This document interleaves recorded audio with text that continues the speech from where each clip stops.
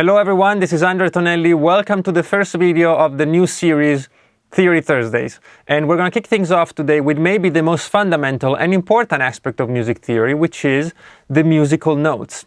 And you might already know a bit about them, you might know a lot about them, maybe you don't know much about them, but it's certainly something you have to have 100% under control, because after all, musical notes is how we build music, how we write it, how we read it, how we understand it, and also how we communicate it with other musicians and other people. To truly understand how musical notes work, we have to have a quick look at the physics of sound, but don't worry, I'll keep it very short and simple.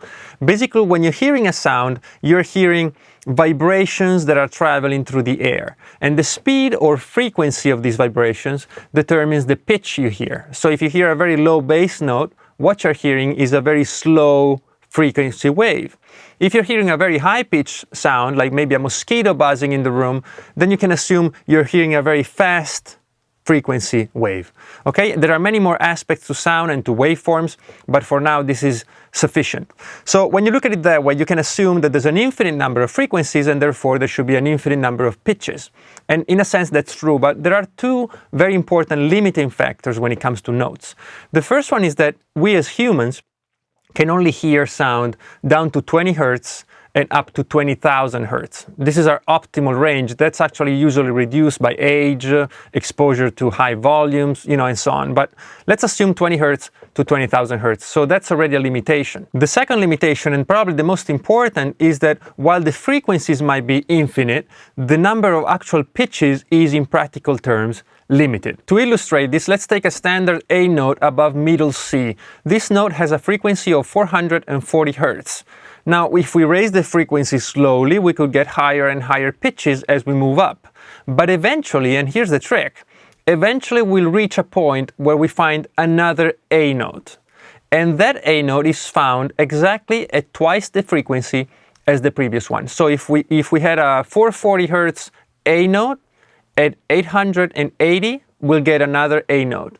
And that A note will sound higher in pitch, but it will still be an A, and it's going to be called an octave higher. And we'll see why in just a second. But let me show it to you with an actual visual aid of how these waves work. So here's an A440. This is the A just above middle C. And if I double the frequency to 880, you see how I get the same note, but at a higher octave. This continues as I move up or down the frequencies. You see I'm halving or doubling the frequencies, and I'm always getting an A at different octaves. The consequence of the fact that doubling a frequency gives us the same note just an octave higher limits the number of notes or pitches we can have. And the only issue here now is determining and deciding how many notes we want to fit between 440 and 880. And different traditions have had different answers, but in Western music, and actually most music in the world, not all of it of course, but most music, the decision has been to divide it into 12 sounds or 7 notes. These 12 sounds are managed and named differently in different parts of the world, but usually are grouped in groups of 7 notes. We rarely use all 12 sounds or pitches in a certain musical context, and usually we reduce them to just 7 names. And these names in the classical European tradition, they are Do, Re, Mi, Fa, Sol, La, Si, which I'm sure you've heard of before. In the English and Dutch tradition, they're called with letters, and the letters are A, B, C, D, E, F, G. Very simple, but to match it with Do, Re, Mi, Fa, Sol, La, Si, we start on C. So C, D, E, F, G, A, B, and as you can see, it corresponds to Do, Re, Mi, Fa, Sol, La, Si. And even other traditions that people sometimes think they have a very different way of managing notes, they're remarkably similar. So let's look at the Indian nomenclature for notes, and you'll see that it matches perfectly. Although in Indian music, the C is not actually necessarily a C, it is movable, but that's beyond the scope of this video, but might be the topic of some other Theory Thursday. Because we have 12 sounds but only use 7 names, we use accidentals to name the other 5 sounds. We use sharp to raise a note to the one next to it, and flat to lower it. You can see here in this little diagram that I'm using white for the regular notes, so to speak, and black for the accidentals that will remind you, of course, of a piano, the way a piano is set up, and you can use that to memorize. If we were to add a sharp or a flat to every single note, we'd end up with 14 notes, and that wouldn't work because we only have 12 to work with.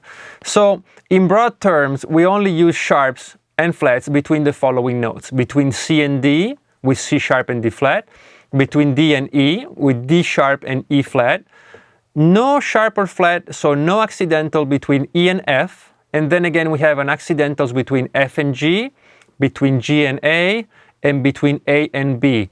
But again, no accidental between B and C. So if you count the notes now, we're good, we're up to 12, which is exactly what we're looking for. So this is really all you need to know to get started with musical notes. There's a lot more subtlety to this, and we might dive deeper into it in future videos, but this will get you started. But again, this is all absolutely useless until you truly memorize the notes. So I'm going to give you a little exercise you can use to truly, once and for all, master the notes and have them at your disposal whenever you need them.